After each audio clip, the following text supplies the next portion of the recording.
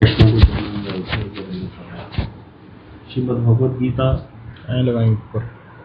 अध्याय संख्या 6 अध्याय और श्लोक संख्या कौन सा चल रहा था? 7 कर रहे थे। मतलब वो हुआ नहीं है 7, हो गया 7, ठीक है 7 हो गया। 7 में क्या था? शीतोष्ण सुख दुख मान अपमान राग द्वेष आदि से रहित जो है योगी, जितात्मा योगी, वो समाधिस्थ हो सकता है। मतलब समाधि के लक्षण है कि उसको फिर कोई भी इस प्रकार से चीज विचलित नहीं कर सकती। गर्मी सर्दी सुख दुख मान अपमान लाभ हानि ये सब उसको कोई फर्क नहीं पड़ता। ये सारे आगे श्लोक इसी तरह के ही हैं। योगारूढ़ पुरुष के लक्षण 3 श्लोकों में बताए जा रहे हैं। पहले में आ गया था 7 में, तो पहले एक आ गया, अब आगे 2 श्लोकों में भी यही बताया गया कि योगारूढ़ पुरुष के क्या लक्षण है, जो योग की अवस्था में आरूढ़ हो चुका है, आगे बढ़ चुका है। तो अगला श्लोक करते हैं। ज्ञान विज्ञान तृप्तात्मा कूटस्थो विजितेन्द्रिय युक्त इति उच्यते योगी समलोष्टा समकांचन। हाँ जी सुनीता दीदी, आप इसका अन्वय कीजिए। हरे कृष्णा प्रभु जी का प्रणाम। ज्ञान विज्ञान तृप्तात्मा, जिनका चित्त ज्ञान और विज्ञान से तृप्त है, कूटस्थ जो विकार रहित है, विजितेंद्रिय जो जितेंद्रिय है, समलोष्टा समकांचन जो मिट्टी पाषाण और सोने को एक समान देखते हैं, सवे युक्त योगरूढ़ पुरुष योगी उच्चते योगी कहलाते हैं। अनुवाद: जिनका चित्त ज्ञान और विज्ञान से तृप्त है, जो विकार रहित और जितेंद्रिय हैं तथा मिट्टी पाषाण और स्वर्ण में समदर्शी हैं, वे योगारूढ़ पुरुष योगी कहलाते हैं। तो ये आसान है। जैसे योग रुक्षु है जो निष्काम योग का आश्रय ग्रहण करके चित्त शुद्धि करेगा। योगारूढ़ वो है जिसका चित्त शुद्ध हो चुका है। अब जिसका चित्त शुद्ध हो गया, अब उसका क्या हो गया? ज्ञान भी हो गया, साथ में विज्ञान भी होगा। विज्ञान का अर्थ होता है अनुभव हो जाना। अनुभव हो जाता है। जैसे हम लोगों को तो भी ज्ञान हो रहा है कि मैं आत्मा हूँ, लेकिन ये ज्ञान हमारा फिसल जाता है भाई। जब कोई हमको गाली देता है तो हम फिर उसको प्रतिकार कर बैठते हैं। फिर हमें लगता है बाद में कि गलती हो गई, क्योंकि मुझे तो मेरे शरीर को गाली दी है, मेरे को तो दी नहीं। लेकिन अभी हमारा सिर्फ ज्ञान है, विज्ञान नहीं है। लेकिन जो निष्काम कर्म योगी होता है, जो उसका पूर्ण रूप से पालन कर लेता है, तो उसका चित्त शुद्ध हो जाता है। उसको इस बात का अनुभव हो जाता है कि मैं आत्मा हूँ। पूर्ण रूप से अनुभव हो गया तो अब क्या हो गया? ज्ञान और विज्ञान से तृप्त हो गया चित्त, तो विकार रहित हो जाता है। वो विकार आते हैं मन में कब तक? जब तक हम अपने आप को शरीर समझ के बैठे हैं। जब यही समझ में आ गया कि मैं आत्मा हूँ, तो आत्मा संबंधी विषयों में वो सावधान हो जाता है, शरीर संबंधी विषयों में उसको कोई फर्क नहीं पड़ता। तो ये सारी वही बात है। विकार रहित है, जितेंद्रिय है, मिट्टी पाषाण और स्वर्ण में समदर्शी। मिट्टी पाषाण और स्वर्ण में समदर्शी कैसे हो सकता है कोई व्यक्ति? बताओ। यहाँ पर ये योगारूढ़ पुरुष जो है, ये मिट्टी पत्थर या सोना, इसमें उसको सब बराबर ही लगता है। सोना भी उसको मिट्टी ही लगता है। कैसे लगता होगा? क्यों? हाँ जी वेणु प्रभु बताइए। संबुद्धि हो जाती है। जैसे हर चीज में उसको भ्रम नजर आता है, तो उसमें भी उसको हर चीज में भ्रम ही नजर आता है। और कोई? संजय प्रभु आप बताओ। कृष्णा प्रभु जी, उसकी चित्त की शुद्धि होगी ना, उसको अनात्म विवेक हो गया। तो प्रभु जी उसको समय समय दर्शन ही नजर आता है। प्रभु जी मिट्टी है या कुछ भी है, उसमें जब चित्त शुद्धि होगी प्रभु जी, उसको क्या है, पता लग गया ना भी मैं शरीर नहीं हूँ, मैं आत्मा हूँ। तो फिर उससे सोने का क्या हो गया? फिर सोना उसको मिट्टी बराबर क्यों लगती है? सोना और मिट्टी बराबर क्यों लगती है उसको? चाहे मिट्टी पत्थर सोना सब, क्योंकि सोना वगैरह प्रभु जी संसार की वस्तु है ना, ये तो नाशवान है प्रभु जी सभी। थोड़ा पहुंच गए हो, बिल्कुल एकदम से स्टीक नहीं उत्तर दिया। महक दीदी आप बताओ। प्रभु जी जिसको होगी तो उसको भगवान परमात्मा में ही सब कुछ दिखने लग जाता है, फिर उसको दुनियादारी की चीजों में सब मिट्टी लगता है। नहीं, एग्जैक्ट उत्तर नहीं दे पा रहा कोई। ठीक है, लेकिन उतना नहीं है। प्रभु जी आसक्ति नहीं रहती। आसक्ति नहीं रहती। आत्मा संबंधी। मनीष प्रभु आप बताओ। हरेक चीज को नाशवान है, वो उसको ज्ञान हो जाता है कि हरेक चीज नश्वर है, खत्म हो जानी, तो उसको आसक्ति रखता नहीं उसमें, तो उसको भी रखने पड़ता उससे। आसक्ति करता नहीं, आसक्ति होती ही नहीं है। आसक्ति होती नहीं है, मतलब कि उसकी चित्त शुद्ध हो चुका है, उसको ज्ञान हो चुका है, इसलिए आसक्ति नहीं होती उसकी। ऐसे बोलो, सब लोग ठीक हो, लेकिन प्रॉपर उत्तर दिया करो कि जब चित्त ही शुद्ध हो गया, ये पता चल गया कि मैं आत्मा हूँ। आत्मा, सोना आत्मा को क्या दे सकता है? सोना तो आत्मा को सुख नहीं दे सकता। सोना तो शरीर को सुख देता है ना। तो इसीलिए जब उसको यही समझ में आ गया कि मैं आत्मा हूँ, इस चीज़ का विज्ञान हो गया उसको, मतलब पूरा अनुभव हो चुका, तब फिर उसके लिए भी बराबरी हो जाएगा, अपने आप ही बराबर हो जाएगा सब। सोना, मिट्टी, पत्थर सब एक बराबर है उसके लिए, उसको कोई फर्क नहीं पड़ता। इसीलिए योगा मतलब सबके उत्तर सही है, ये नहीं है कि गलत है, बता रहे हैं ठीक ही बता रहे हैं, लेकिन एग्जैक्ट क्या है कि भाई आत्मा ही जब पता चल गया मैं आत्मा, तो आत्मा का तो सोने से कोई लेना देना नहीं। शरीर का सोने से लेना देना क्यों है? क्योंकि शरीर से सोने का लेना देना इसीलिए है क्योंकि शरीर संबंधी लोगों को क्या है, जैसे सोने का रेट आज 2 लाख रुपए है, लेकिन जिस व्यक्ति के प्राण निकल गए उसके लिए सोने के रेट की कोई वैल्यू है? उसका शरीर तो पड़ा है, आत्मा बाहर निकल गई। तो योगारूढ़ पुरुष का भी एक ऐसी अवस्था ही होती है, उसको शरीर से कोई संबंध ही नहीं रहता। जब व्यक्ति मर जाता है, शरीर क्या हो गया, शरीर छूट गया, आत्मा बाहर आ गई। अब उसको कहे सोना 2.5 लाख रुपए तोले हो गया, उसको कोई फर्क पड़ेगा? मान लो उसकी आत्मा आके हमसे बात करने लगे, तो उसको कोई फर्क पड़ेगा आत्मा को? क्योंकि वो सुख दे रहा था, जो चीज कम ज्यादा उसका रेट बढ़ना या कम ज्यादा होना वो शरीर को दे रहा था, आत्मा से इसको कोई लेना देना नहीं है। योगारूढ़ पुरुष जीते जी क्या हो गया, अब यहाँ पर वो शरीर में ही स्थित है आत्मा उसकी, लेकिन वो आत्म लेवल पर पहुंच गया है, आत्मनात्म विवेक हो चुका है, इसीलिए वो विकार रहित हो जाता है, उसको कोई फर्क नहीं पड़ता।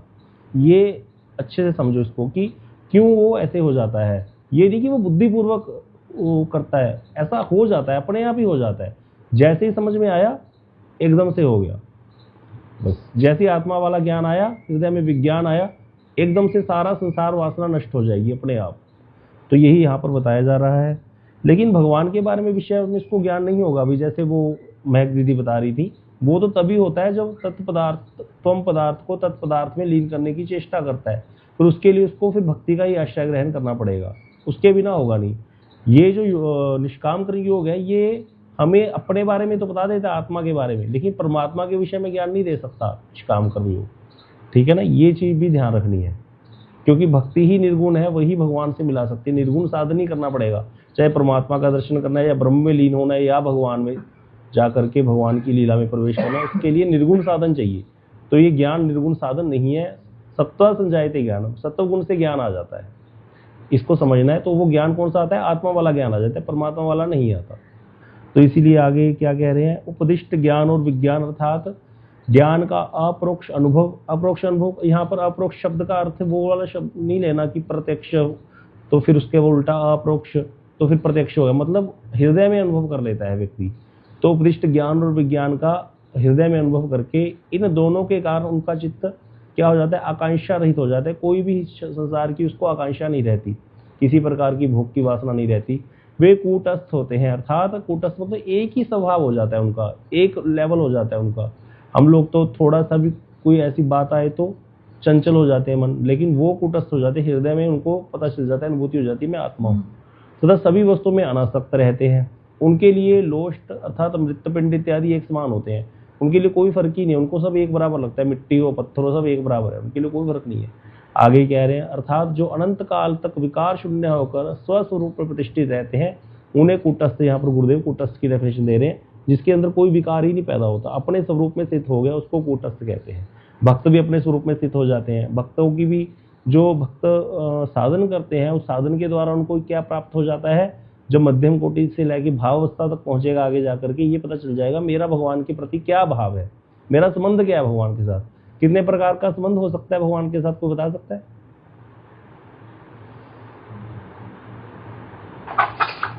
हाँ जी सुनीता दीदी, हाँ जी बताइए सुनीता दीदी। हाँ जी ठीक है, कौन कौन सा? प्रीति दीदी आप बताओ कौन कौन सा?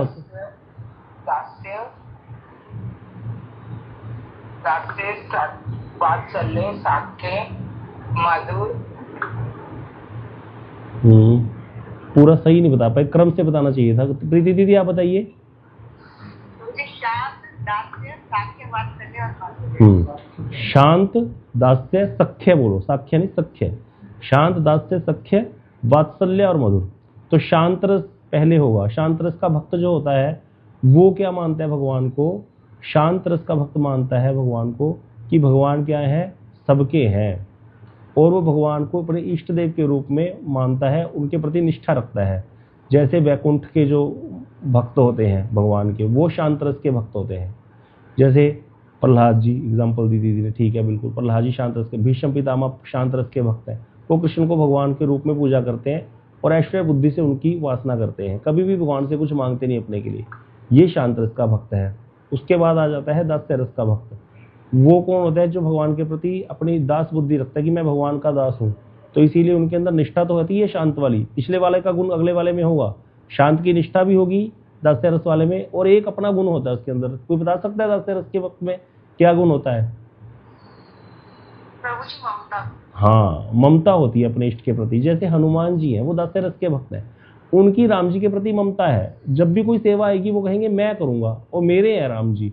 प्रहलाद जी कहते हैं भगवान सबके हैं, हनुमान जी क्या कहते हैं? भगवान मेरे हैं। अब शुरू का जो कोई व्यक्ति है उसको तो प्रहलाद जी की बात अच्छी लगेगी ना, जो शुरू शुरू में भक्ति में है, कि भाई देखो प्रहलाद जी कैसे कह रहे हैं भगवान सबके हैं। यही बात है, अभी भगवान तो सबके ही होते हैं, लेकिन हनुमान जी कह रहे हैं होंगे भगवान सबके, मुझे पता है, लेकिन मेरे हैं। जो भी कोई सेवा होगी मैं करूंगा, आगे होकर के मैं ही सारी सेवाएं ग्रहण करूंगा भगवान की। यह ममता आ गई। उसके बाद सख्या रस का भक्त होता है। सख्या रस के भक्त में क्या होता है? लक्षण उसके क्या है? शांत की निष्ठा भी होगी, दास्य की ममता भी होगी, और अपना एक भाव होता है उसका। और क्या बोलते हैं उसको? हाँ जी, क्या बोले सुमन दीदी? प्रेम भाव। प्रेम तो सब में ही है। शांत रस के भक्त में भी प्रेम तो होता है। प्रेम के बिना तो ऊपर पहुंच ही नहीं सकते वैकुंठ तक। एक बात समझ लो। निसंकोच। हाँ, निसंकोचता। निसंकोचता कैसे? जैसे कृष्ण हनुमान जी के अंदर राम जी के प्रति संकोच है कि नहीं है? अगर राम जी कहें हनुमान जी को कि हनुमान जी के मन में आ जाए कि मैं, क्या हनुमान जी राम जी की पीठ पर चढ़ सकते हैं? नहीं चढ़ सकते, संकोच है। हनुमान जी राम जी को अपनी पीठ पर चढ़ा लेंगे अगर कोई सेवा की जरूरत पड़ गई। जब कौन सा असुर था वो पताल में चला गया था, जो लेकर के उसको निकाल अहिरावण को मारने के समय पताल से लेकर के आए थे राम लक्ष्मण को हनुमान जी अपने कंधे पर बिठाकर। लेकिन कभी भी राम जी अगर हनुमान जी को कंधे पे बिठाना चाहे, कोई ऐसा समय आ गया, भगवान को तो कोई फर्क नहीं है, वो तो बिठा लेंगे, लेकिन हनुमान जी कभी नहीं बैठे, वो पीछे हट जाए, है ना। तो इस तरह से यहाँ पर संकोच है दास्य में। ममता है लेकिन संकोच है। लेकिन सख्या रस में कोई संकोच नहीं है। कृष्ण के सखा कृष्ण के साथ कृष्ण के कंधे पे भी चढ़ जाते हैं, कृष्ण को कंधे पे चढ़ा भी लेते हैं। जब कृष्ण ने कंस का वध कर दिया तब ठाकुर जी ताल ठोकने लगे। है कोई यहाँ पर योद्धा जो मेरे साथ युद्ध कर सके? कोई नहीं आया सामने, क्योंकि चाणूर मुष्टिक हल तोशल सब मर चुके थे। इतने बड़े बड़े पहलवान, सबका बोलती बंद हो गई थी मथुरा में बड़े बड़े लोगों की। और वहां पर कुल्लपिड हाथी मार दिया गया था, पागल हाथी। फिर कंस का वध हुआ, कंस के और अनुचरों का वध हो चुका था। कृष्ण ने जैसे ही ताल ठोकी ना, जहां वो ब्रज से गए थे जो ग्वाले सारे कृष्ण के साथ, कृष्ण के सखा, वो एकदम से आगे सामने रंगभूमि में, कहते हमारे सामने बात कर रहा है, हमारे सामने तो ऐसी ताल ठोक रहा है, तुझे पता था ना? तुझे पता नहीं था? भूल गया हम यहाँ बैठे हैं। एकदम से कृष्ण को पकड़ा और नीचे गिरा दिया। कृष्ण कहते भाई तुम्हें नहीं कह रहा था, मैं तो इनको कह रहा था। बोले हमारे सामने ऐसी बात मत करा कर लाला, तू कितनी बार तेरे को पटकाया हमने। तो यहाँ पर क्या है? सख्या में निसंकोचता है, और कृष्ण को ये बड़ा अच्छा लगता है। सखा शुद्ध सख्य करे कंधे आरोहण, सखा शुद्ध सख्या रस में मेरे कंधे पे चढ़ जाते हैं। तो इस तरह से कृष्ण को बड़ा प्रेम आता है उनके प्रति। इसीलिए इसी प्रेम रस का स्वादन कर लेकर कृष्ण अवतार लेते हैं। सख्या के ऊपर होता है वात्सल्य। वात्सल्य रस में क्या होता है? शांत की निष्ठा, दास्य का ममता, सख्या का निसंकोच भाव भी। निसंकोच भाव अर्थात यशोदा मैया तो थप्पड़ भी लगा देती है कृष्ण के, अगर इच्छा हो तो। कृष्ण को बांधा के नहीं बांधा? यशोदा मैया ने बांध दिया था। कोई बांध सकता है कृष्ण को? ये अधिकार सिर्फ यशोदा मैया के पास है ना। और साथ में इनके पास अपने क्या गुण होता है, कोई बता सकता है? वात्सल्य रस का अपना गुण क्या होता है? पाल्य बुद्धि। बताओ, भगवान के प्रति पाल्य बुद्धि। भगवान तो सबका पालन करने वाले हैं। तमेव माता च पिता तमेव, वो गाना भी आता था ना, वो पालनहारे निर्गुण और न्यारे। हम तो भगवान तो सबके पालन करने वाले हैं। उन पालन करने वाले, उन पालनकर्ता का भी पालन कौन करती है? यशोदा मैया। तो उसके अंदर हर समय यही पाल्य बुद्धि रहती है यशोदा मैया के अंदर, कि कृष्ण भूखा ना हो, मेरा लाला भूखा होगा, अभी तक उसको ज्यादा देर सोने देते हैं। तो ये पाल्य बुद्धि। यहाँ वृंदावन में देखो, बांके बिहारी जी को मंगला आरती नहीं होती। कोई बता सकता है क्यों नहीं होती बांके बिहारी जी में मंगला आरती? सारे मंदिरों में 4:30-5 बजे मंगला आरती हो जाती है, बांके बिहारी में मंगला आरती नहीं होती। हाँ जी अच्युत प्रभु। अच्युत प्रभु बताइए। बालक समझते हैं कि अभी हाँ, बालक थक जाता है तो सुबह नहीं उठाना चाहिए। हाँ, जैसे बच्चे को उठाया नहीं जाता, तो स्वामी हरिदास जी महाराज बहुत लाड लड़ाते थे बांके बिहारी जी के साथ। तो उस भाव से ही इनको उठाया नहीं जाता सुबह मंगला में। इतना प्रेम से। तो ये सारी चीजें ब्रज में मिलेंगी और कहीं नहीं है ऐसे। और वहाँ साउथ इंडिया चले जाओ, वहाँ तो सारा डायरेक्ट मामला कि भगवान है भाई, भगवान तो भगवान है, ऑल इन ऑल है। लेकिन यहाँ पर पाल्य बुद्धि आ गई, कृष्ण को भगवान मानते ही नहीं है। तो ये वात्सल्य रस की विशेष है, जो किसी रस में नहीं है कि पाल्य बुद्धि रहती है कृष्ण के प्रति। उसके ऊपर आता है मधुर रस, जो गोपियों का है कृष्ण के प्रति। मधुर रस के भक्त के अंदर सारी पहले वाले गुण रहेंगे। कौन कौन से? निष्ठा, ममता, निसंकोचता, पाल्य बुद्धि भी। अर्थात जब कभी कृष्ण बीमार हो जाए तो गोपियां माँ की तरह उसकी सेवा भी करेंगी, जैसे एक पति की सेवा पत्नी करती है, माँ भी बन जाती है उसकी। लेकिन साथ में अपना एक भाव है सर्वांग सेवा, हर प्रकार से सेवा करती हैं गोपियां कृष्ण की। तो ये जो है ये सिर्फ मधुर रस में, इसीलिए गोपियां प्रेम की ध्वजा है। तो इस तरह से ये 5 रस हैं, 5 प्रकार के स्वरूप हैं। तो भक्त का, हर व्यक्ति का, हर जीवात्मा का अपना एक स्वरूप है। या तो वो शांत रस का भक्त है, या दास्य का, या सख्य, या वात्सल्य, या मधुर।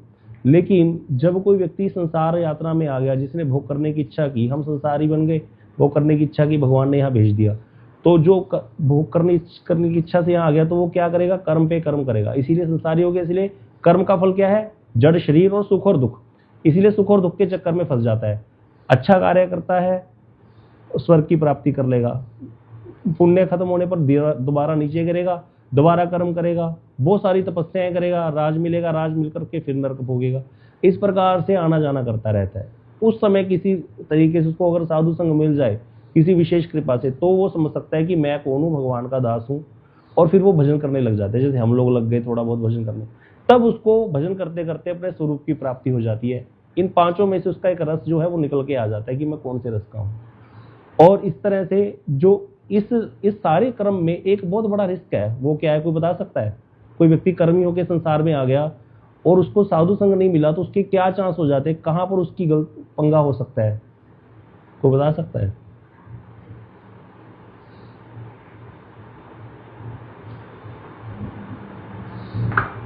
हाँ जी, राधा रमन प्रभु जी बताइए। भोग में तो उलझे हुआ है प्रभु जी। कर्म की तो बात, कर्मी तो की बात हमने कर ली, वो तो है ही है, वो तो है ही, ये तो पंगा है ही, हमने कर लिया ना कि दोबारा जन्म लेगा, मरण करेगा।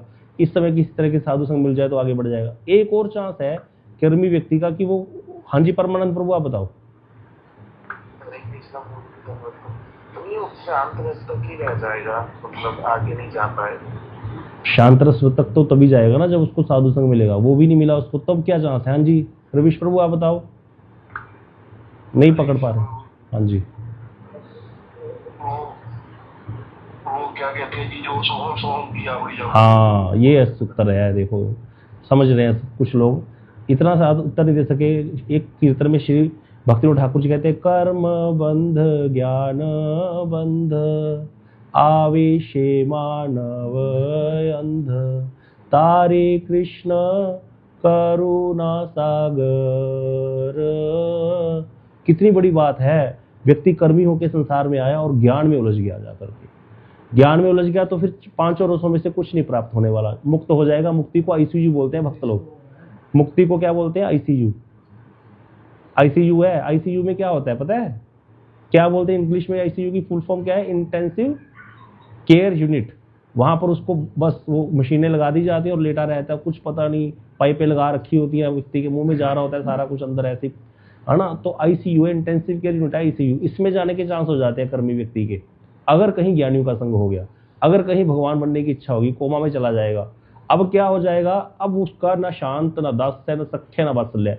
अब क्या है? अब हृदय में हिलोरे ही नहीं उठ रहे, अब कुछ उसके अपने स्वरूप की प्राप्ति नहीं। क्योंकि क्या हो गया? एक व्यक्ति का सर दर्द हो रहा था बहुत भयंकर, माइग्रेन हो गई बहुत ज्यादा, उसको इंजेक्शन लगा दिया, बेहोश कर दिया। अब उसका सर दर्द ठीक हो गया कि नहीं हो गया? नहीं हुआ। वो क्या हो गया? बस वो वैसे अचेत हो गया। लेकिन जब दोबारा उसको चेतना आएगी तो फिर दोबारा सर दर्द होगा उसका। इसी प्रकार ज्ञानियों का होता है। तो ज्ञान बहुत रिस्की है, इसीलिए हम पहले 6 चैप्टर में डेंजर जोन में घूम रहे हैं। भाई भगवान तो भाई सबको बताएंगे, सब तरह के लोग हैं, तो सबका जैसा ग्राहक वैसा माल तो देना ही पड़ेगा, वो एक अलग बात है। लेकिन ये रिस्की है, बहुत रिस्की। और 12वें अध्याय में भगवान साफ कर देंगे बात ये बिल्कुल। अर्जुन ने पूछा, एक तो आपके निर्गुण रूप को मानते हैं, एक आपके सगुण स्वरूप को मानते हैं, इसमें से श्रेष्ठ कौन है? तो भगवान कहते दोनों ही ठीक है, दोनों के संसार बंधन तो दोनों के नष्ट होंगे, संसार वासना तो ज्ञानी की भी नष्ट हो जाती है, लेकिन इसमें भी भक्त श्रेष्ठ है, क्योंकि वो मेरे सघन स्वरूप के प्रति आकर्षित है और उसको बहुत जल्दी सिद्धि भी प्राप्त होती है। तो इसीलिए यहाँ पर ज्ञान में उलझना बहुत भयंकर वाला रिस्क हो जाता है। अगर कहीं ज्ञानी का संग हो गया, ऐसा व्यक्ति को रोग हो जाता है ना, फिर तो टीवी हो गया बस। अब उसका इलाज नहीं है, फिर वो गया काम से। आप देखना जो डेरों में जाने वाले लोग हैं ना, वो अपने बच्चों से भी ध्यान से अच्छे से बात नहीं करते। संडे की संडे ऐसे भागेंगे, सत्संग में खाना पीना भी छोड़ देते हैं, बोलते हैं 9 बजे तक खाना खा लो, 8:30 तक, नहीं तो हम तो जा रहे हैं अपना कथा में। मतलब ऐसे। लेकिन भक्तों में ऐसे नहीं होता। कभी भक्त भी कथा सुनते हैं, सब कुछ करते हैं, लेकिन कभी उनका बिहेवियर वैसा वाला नहीं रहेगा, क्योंकि भक्तों का हृदय आर्द्र रहता है हमेशा। उनके अंदर शुष्कता नहीं होती। ज्ञानी के अंदर शुष्कता आ जाती है, क्योंकि कुछ है ही नहीं। तो ज्ञान मार्ग बड़ा रिस्की है भैया, बड़ा रिस्की है।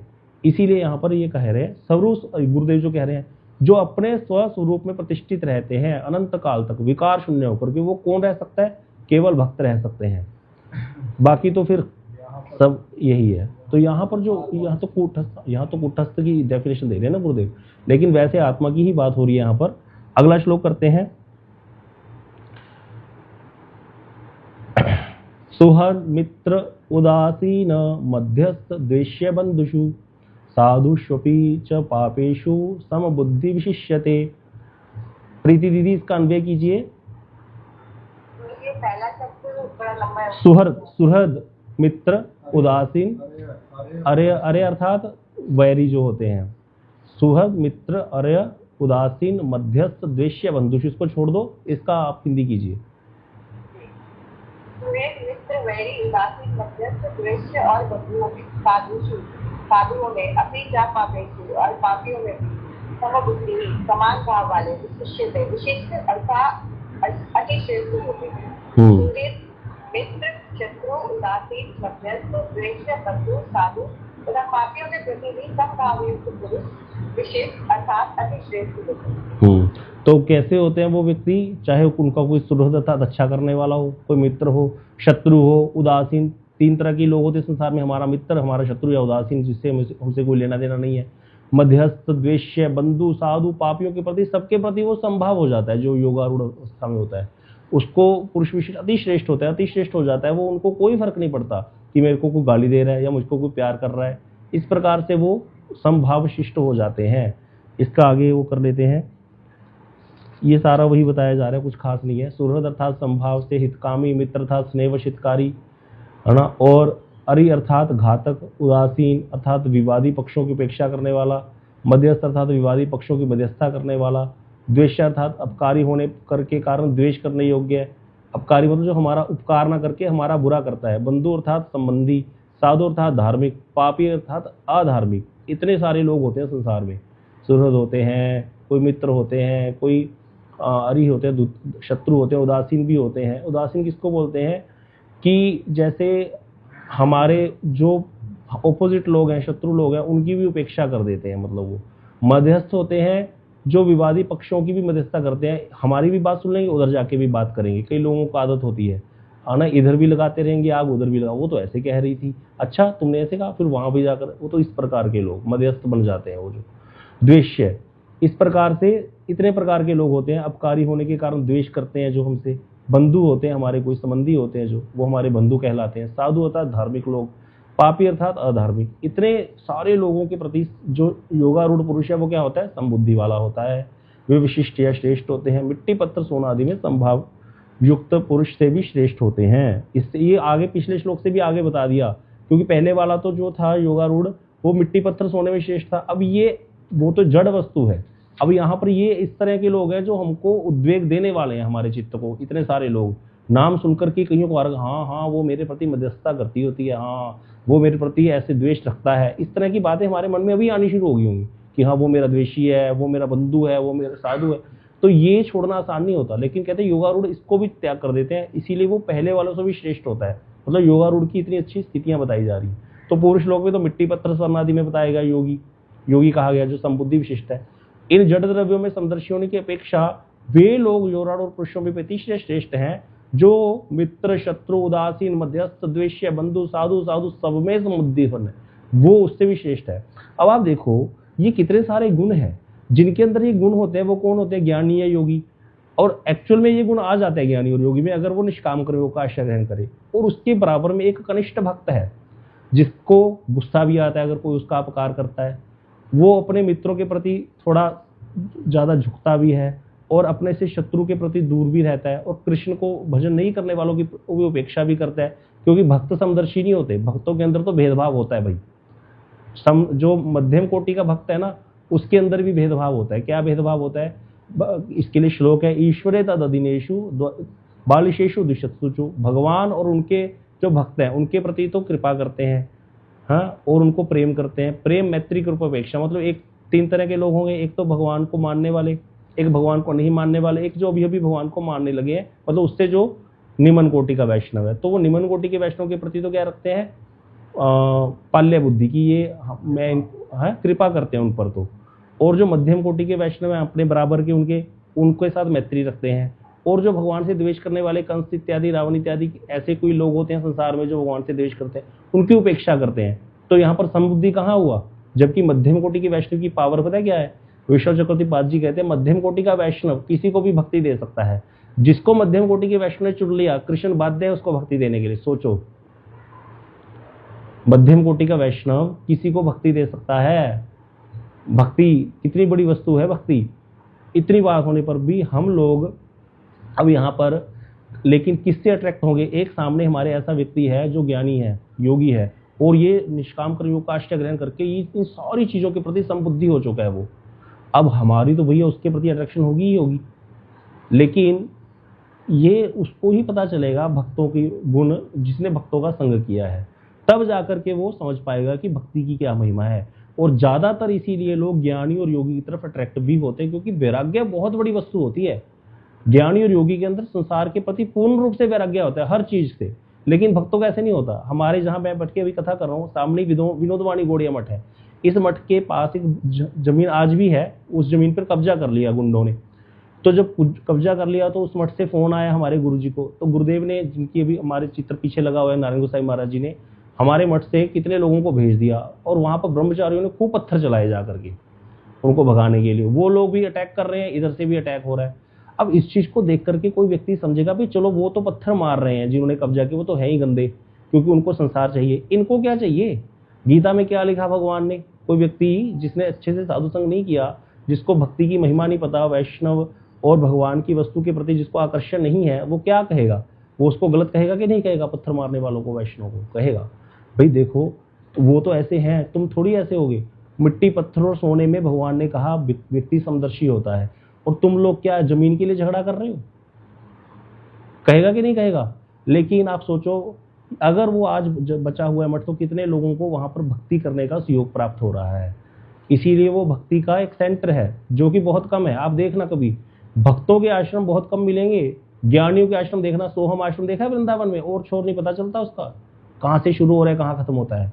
और वैष्णव के आश्रम 200 गज में मठ बनता है मुश्किल से। अभी प्रभु जी बना रहे हैं 170 गज जगह मुश्किल से मिली है। पैसे ही नहीं होते भक्तों के पास इतने, ना ही वो इतना तामझाम करना चाहते। अगर धन आ भी जाए मान लो, ना उनकी सोच ही नहीं होती इतनी बड़ी कि हाँ बहुत बड़ा विस्तार करना है। लेकिन ऐसा ज्ञानियों में नहीं देखा जाता। आप देखना सोहम आश्रम कहीं भी जाकर देखना, जो ज्ञानियों के, मायावादियों के, वेदों को मानने वाले, हरिद्वार में जाकर देखो कितने बड़े बड़े आश्रम है, और छोर नहीं पता लगते। और भक्तों के बीच में कोई थोड़े बहुत 4 संप्रदायों को कोई एक आधा आश्रम आ जाए, देखना कैसा होगा। अच्छे से पेट भी नहीं हुआ होगा, क्योंकि भक्त बहुत कम होते हैं, और भक्ति के साधन को करना बड़ा मुश्किल होता है। भक्ति है साधन बड़ा आसान, लेकिन वही बात, ज्ञान और कर्म के प्रति आकर्षण बहुत ज्यादा रहता है जीव का। ये चीजें हमें इसीलिए समझ रहे हैं हम, क्योंकि गिरने के चांस हो जाते हैं। इसको हमें आंख खोल करके चलना पड़ेगा। इसको जान लेंगे, नकली घी की पहचान हो जाएगी, तभी असली घी को पकड़ पाएंगे, नहीं तो कहीं भी हम उलझ जाएंगे। आपको कहाँ कहाँ तक बताऊं कि ज्ञानियों का ऐसे होता है, इतने सुहृद होते हैं, इतने सुहृद कि आप शायद किसी भक्त के पास जाओ तो आपको किसी चीज के लिए मना कर दे। आप ज्ञानियों के आश्रम में जाओगे, आपको देखोगे इतने सरल वो लोग। आप भक्तों के आश्रम में जाकर रुकोगे, आपको कितना टोका टोकी करते हैं। और आप ज्ञानियों के आश्रम में जाओगे, आपको कुछ नहीं कहेंगे। आप कहोगे एक गद्दा दे दो एक्स्ट्रा, वो 2 दे देंगे आपको। मान लो आप कमरा लिया आपने, आप मठ में आओगे, आपको एक गद्दा दे करके दूसरा गद्दा देने में हिचकिचाहट हो जाएगी। देख लेना आप ये चीज। आप ज्ञानियों के आश्रम में जाओ, आपको इतना खुला आश्रम मिलेगा, वहां पर इतना खुला माहौल मिलेगा। आप कहोगे, तो मैं तो शुरू में, जब मैं अपनी बातें बता रहा हूँ अनुभव की, क्योंकि भाई हम भी तो संसार में रहते थे, तो मैं कहता था, एक जोक है कि एक व्यक्ति था, उसको भूख लग रही थी, भिखारी था, तो वो कितनी देर बाहर खड़ा रहा मंदिर के, 1 घंटा 1.5 घंटा भीख मांगता रहा, उसको किसी ने कुछ नहीं दिया। लोग अंदर जा रहे हैं, ठाकुर जी के लिए फल फ्रूट लेके जा रहे हैं, बाहर आ रहे हैं, उसकी तरफ देखते भी नहीं और चले जाते हैं। और फिर वो ठेके पे चला गया, ठेके पे खड़ा हो गया, बाहर जाके एक बंदा बढ़िया पैग वैग लगा के निकला और आते ही उसके हाथ में 100 रुपया रख दिया और चला गया। अब 100 रुपये तो बहुत बड़ी वस्तु हो, तो 1 रुपये की इच्छा कर रहा था, उसको मिल गए 100 रुपये। तो ऊपर की तरफ भगवान की तरफ मुंह करके बोलता है, प्रभु रहते कहाँ हो और पता कहाँ का देते हो। ये बात मैं बहुत बोलता था जब मैं मठ से जुड़ा था, क्योंकि मुझे लगता था ये थोड़ा स्वार्थ सा है मठ में, मुझे ऐसे लगता रहता था। और मायावादियों के आश्रम में जाते थे तो वहाँ तो भैया इतना खुला माहौल, कमरा ले लो, पैसे नहीं मांगते, जितने मर्जी दे के आ जाओ है। और फिर दूसरी बात, प्रसाद की कोई वही नहीं है, सुबह ही लंगर चल पड़ता है, साधु आ जाते हैं। हमारे मठ में तो ऐसे नहीं है, हमारे तो तीसरे दिन पूछ लेते हैं, बाबा जी महाराज को 2 दिन प्रसाद बनाइए, तुम कहाँ से आते हो भाई, तुम कौन हो सीधा पूछ लेते हैं वहाँ पे। तो इस तरह से ये बड़ा चक्कर है। तो इसीलिए ये चीजें हमें फील होती हैं और इसी कारण व्यक्ति कई बार भक्तों का संग करना छोड़ देते हैं।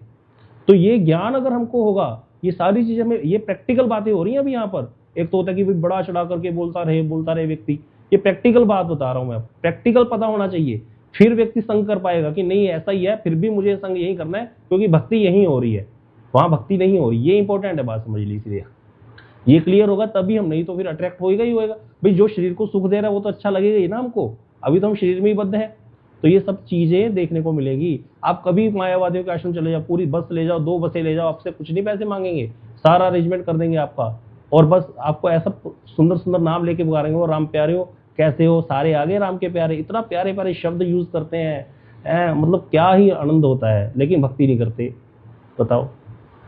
तो ये समझने वाली बात है कि भक्त क्या है और यहाँ पर ज्ञानी का माजरा क्या है। जब ज्ञान योग को समझ जाओगे, जो ये सारा, ये तब जाकर के चुन पाएंगे। क्योंकि गोस्वामी तुलसीदास जी महाराज जब रामायण लिखने लगे ना, तो शुरू में ही ये चर्चा की उन्होंने, सारी चीज अच्छा और बुरा इसकी चर्चा करने लगे। बाबा महाराज बोलते थे, हम सोचते थे ये बैठे हैं आप कथा लिखने अच्छे बुरे का, ये तो मतलब वही बात होगी ना जैसे कौवा, मतलब उस मीट की बात करने लग जाओ, हमें क्या लेना मीट से, हमें तो भाई हंस है, हमें तो मोती चाहिए। लेकिन बाबा महाराज कहते थे बता रहे हैं भाई, तभी तो गोस्वामी जी लिखते हैं, ताते कुछ गुण दोष बखाने, संग्रह त्यागना बिन पहचाने।